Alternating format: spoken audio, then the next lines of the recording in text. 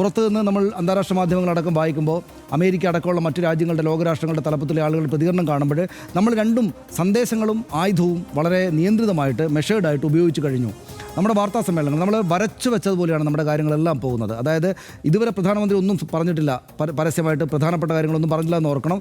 വളരെ മെഷേർഡായിട്ടുള്ള പ്രതികരണങ്ങൾ മാത്രമാണ് രാഷ്ട്രീയ ഭരണ നേതൃത്വത്തിൻ്റെ ഭാഗത്ത് നിന്ന് വരുന്നത്.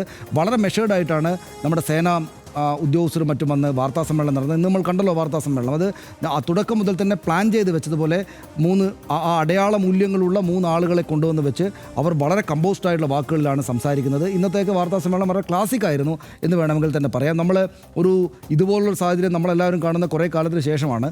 പക്ഷേ അതിനകത്ത് വളരെ മനോഹരമായിട്ട് കൃത്യമായിട്ടാണ് ഇവർ ആശയങ്ങളെ പുറത്തേക്ക് വെക്കുന്നത് എന്ന് നമ്മൾ കണ്ടു കഴിഞ്ഞു. ഏതെങ്കിലും തരത്തിലുള്ള ജിങ്കോയിസ്റ്റ് മുദ്രാവാക്യങ്ങളില്ല, അമിതമായിട്ടുള്ള കാര്യങ്ങളില്ല.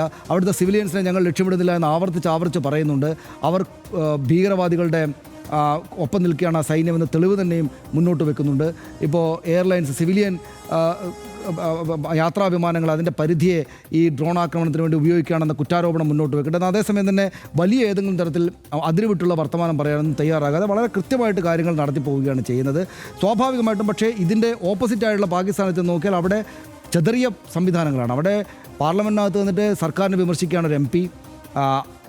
ഖ്വാജ ആസിഫ് ഒന്ന് പറയുന്നു, ഷെഹബാസ് ഷെരീഫ് ഒന്ന് പറയുന്നു, അസീം മുനീറിനെ കാണാനേ ഇല്ല, അസീം മുനീർ അറസ്റ്റിലാണെന്ന് പറയുന്നു. പലതരത്തിലുള്ള കുഴപ്പങ്ങൾ അവിടെയുണ്ട്. ബലൂചിസ്ഥാനിലെ പ്രശ്നങ്ങൾ ഒരു വശത്ത് കിടക്കുന്നു. അപ്പോൾ കാര്യങ്ങൾ അവിടെ പരാജയപ്പെട്ടു എന്ന തോന്നൽ ലോകരാഷ്ട്രത്തിന് തന്നെ മനസ്സിലാവുന്ന വിധത്തിലേക്ക്, രാഷ്ട്രങ്ങൾക്ക് തന്നെ മനസ്സിലാവുന്ന വിധത്തിലേക്ക് മാറി.